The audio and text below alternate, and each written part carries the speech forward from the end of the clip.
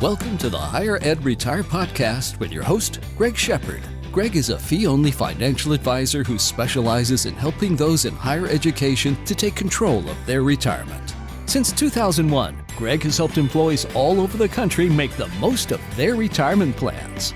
Hey there, folks. Greg Shepard here with Higher Ed Retire Podcast. I tell you what, it's been a while since I've done one of these podcasts, so we're going to shake the rust off a little bit. That's not how the saying goes, but you get my drift. Today, I'm going to share with you five. One, two, three, four, five. 5 reasons why you better be considering an age 59 and a half in-service withdrawal. So this is a distribution, a qualified distribution from your retirement plan, like a 403b, 457, higher ed university retirement plan while you're still employed. Now, this really is for those that have the voluntary retirement plans. I haven't run across an employer retirement plan where the mandatory retirement plan allows this. So it's usually for the voluntary, I should say always, that I've seen at least. Now, this is actually a redo of a podcast I did about a year ago. Same title, same kind of thing, where I was talking about the age 59 and a half in-service withdrawal. But the reason I'm redoing this podcast is, folks, I have this silly little podcast here that I do. I have a LinkedIn group. Obviously on LinkedIn, it's kind of a shameless plug. So look to join my LinkedIn group if you're so inclined. And of course, I have webinars. I'm kind of all over the place in little spurts on the web here and there. And plus, I get emails and phone calls from clients as well. And the questions always run the gamut. Typically we're talking about Roth IRAs or Roth conversions or Roth 403Bs, RMDs, QCDs, all kinds of different things. And actually, somebody approached me the other day through email, just kind of out of curiosity, asking me they were trying to learn about different things. And they did, the old saying, you don't know what you don't know, okay? And that certainly applies to what we're talking about today. But this individual asked me via email, what's the number one question that people ask you regarding retirement plans? And I thought to myself, that's a great question, and I emailed back to this person. I said, hey, this is a great question, but you're asking it the wrong way. What the question should be is, let's see if I can word this correctly.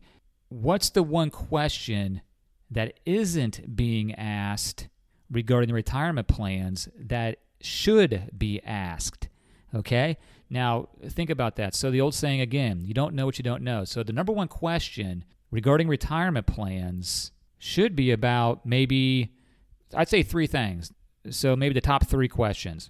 Roth 403Bs, brokerage link, and in-service age 59 and a half and older distributions, qualified distributions. But nobody asks about those questions or those topics because you don't know what you don't know.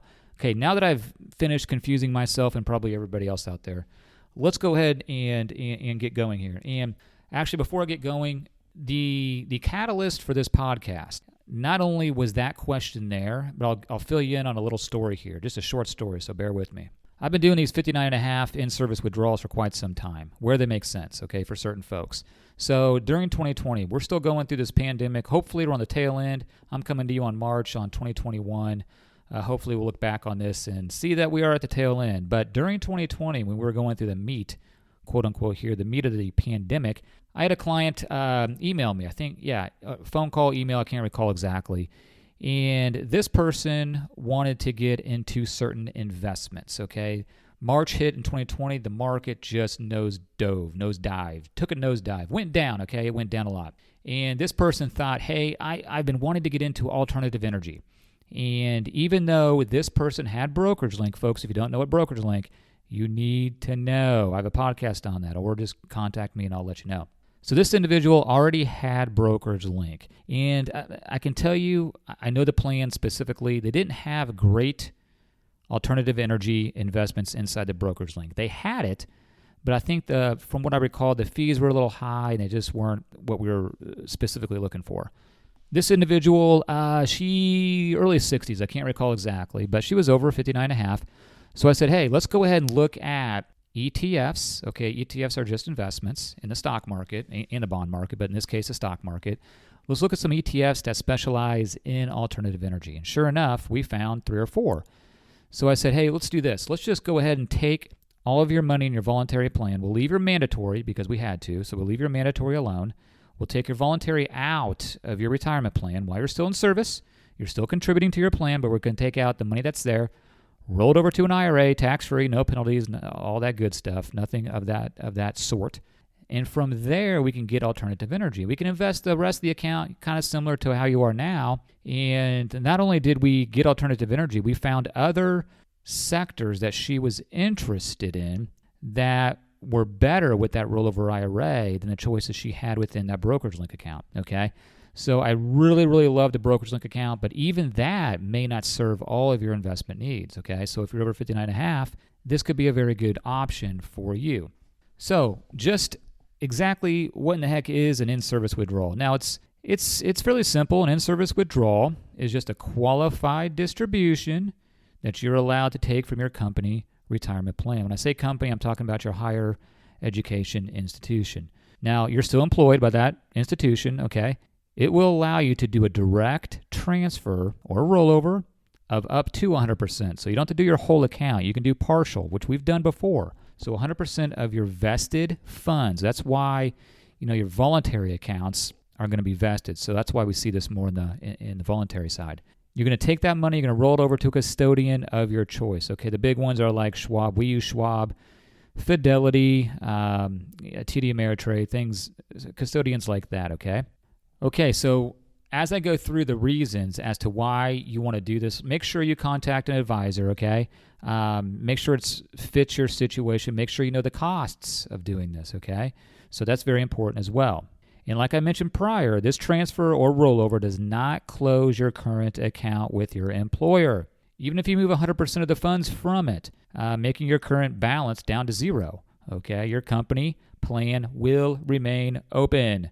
And folks, this can be a pretty powerful planning strategy for the future of your retirement. Why? Okay, so here we go. So let's go ahead and get into these reasons. I got 5 of them, like I mentioned. I may not do all 5. I might just I'll kind of feel it out and see how important they are to you, try to keep your attention. So let's go ahead and start with number 1. And I'm going to read some of this verbatim, so bear with me if it sounds a little, boring? Okay, but just bear with me here. So once you reach age 59.5, your risk level should be decreasing. That makes sense because you're getting closer to retirement in a few years. This in-service withdrawal is going to allow you to move any amount of money, like I mentioned, up to 100% from your current company plan to an account that is custom fit for your specific situation.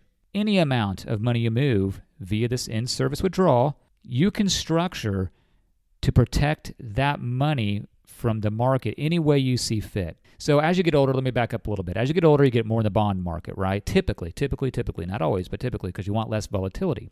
So as you get older, even though, folks, maybe you moved over to that brokerage link, or maybe not, all right, this in-service withdrawal is going to allow you to go, in my case, with my clients, we're going to go over to Charles Schwab. When we're over at Charles Schwab, we can access more of these conservative investments. We have more to choose from over there than we do even in the brokerage link account. So if we want to get more risk-averse, more bond investments that pay maybe more income, we have the gamut. We have the whole spectrum, okay, of investments over there at Schwab. So you do get more choices. That's a big, big, big advantage of doing this. Choices, okay? Just grow exponentially when you do this 59.5 in-service withdrawal. Okay, let's move on. Number 2.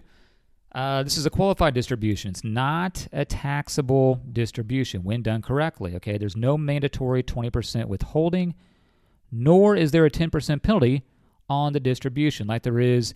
So if you were under age 59.5, there would be a 10% penalty for doing this, but not so in this case. The funds, they're going to be moved to a qualified tax-deferred account like an IRA, a rollover IRA, and there is no taxable income reported to the IRS. There'll be a 1099, but you're going to have, I can't remember the box code, the letter, but it's going to be a non-taxable distribution, okay? Okay, number 3, kind of similar to number 1, but let me just entertain me here. So your employer plan, most of you are going to be in this core investment lineup where the institution has hired an outside party, a third-party company, to choose these investments for you, or the board chose them for you. You had no control over the investment options, okay? So you have a limited amount of investment options. A rollover can offer you several things that aren't available inside your company plan. Like I mentioned, we have more choices from a fixed income and stock market side of things. Okay, so let's move on. Number 3, what if you needed income now? Okay, so let me expand a little bit. So distributions from a company, so your employer retirement plan, your 403Bs, 457s, they're going to have a mandatory 20% tax withholding. So when you take money out, you're mandated to withhold 20%. Rolling over funds to an IRA, that's going to avoid that 20% tax withholding. Any funds that are moved into an IRA can immediately be used for income, and there's no 10% penalty or forced tax holding. Does that make sense? So when you do that 59.5 and older distribution as a qualified distribution, goes over to an IRA. This is if you needed income now. You need money for whatever reason. Then you take money from that IRA. Okay, no 10% penalty, no 20% mandated withholding. It's a cheaper way, more efficient way to get money now if you need it. Okay, so but you can decide to withhold taxes if you wanted to from the distribution from the IRA. Okay, so it's not like you're not going to. You can choose to do that. Okay, next, I don't know what number we're on, but we're going to move on. Okay, so RMD planning. So RMD is required minimum distribution planning. Tax deferred accounts. They have so tax deferred, by the way, IRAs. Okay, that's what I'm talking about here. IRAs have various rules for when your required minimum distributions begin. Now let me back up again. So this would also apply to your employer, your higher ed institution, 403B, your tax deferred accounts if you're not employed. So if you're retired, this would apply as well to those accounts. So let me start over. Tax deferred accounts have various rules for when your required minimum distributions begin. Having retirement money in both a company plan, so your higher ed institution plan, and an IRA can offer you multiple options for dealing with, good old Uncle Sam and the tax-infested distributions they're going to require. Okay, I got a couple other numbers here, topics with 59.5 and over distributions, but let me kind of move on. I'm not sure if those will be really apropos to this situation. So I did mention this earlier. You know the old saying, you don't know what you don't know. So this is one of those topics that really fits that mantra, that saying. A lot of people don't realize you can do 59.5 and over in-service withdrawals, qualified distributions. And people that do it, there's not one person that has done this and looked back and said, man, I wish I really wouldn't have done that. Just the opposite. Everyone that's done it has looked back. We do a review ever so often, and we talk about it, and everyone's happy that they did it, okay?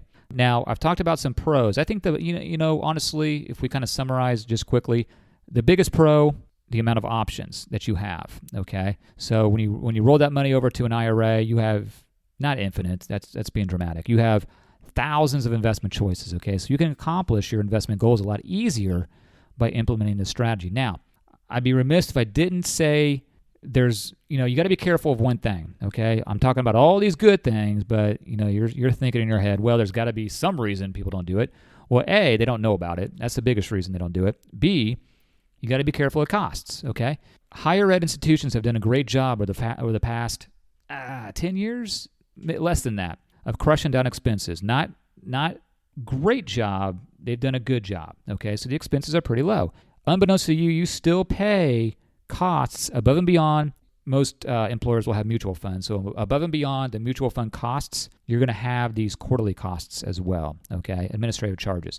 So when you roll that money over, if you do it yourself, obviously you're not paying an advisor. So you're not at zero, okay?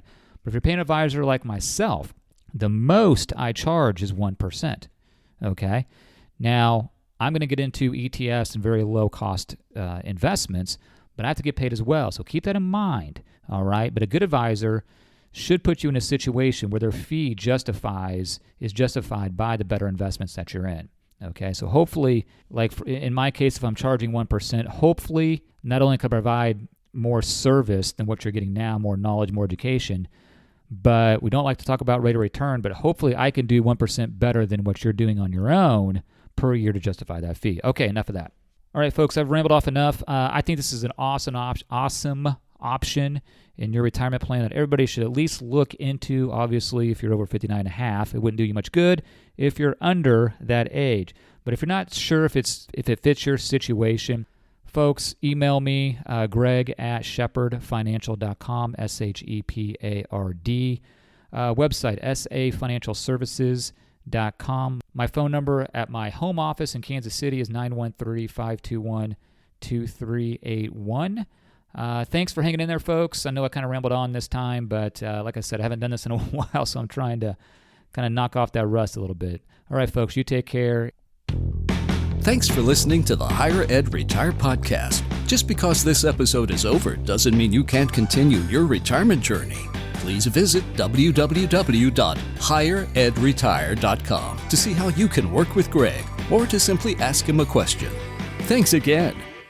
S&A Financial Services is a registered investment advisor. Information presented is for educational purposes only and does not intend to make an offer or solicitation for the sale or purchase of any specific securities, investments, or investment strategies. Investments involve risk and, unless otherwise stated, are not guaranteed. Be sure to first consult with a qualified financial advisor and/or tax professional before implementing any strategy discussed herein. Past performance is not indicative of future performance.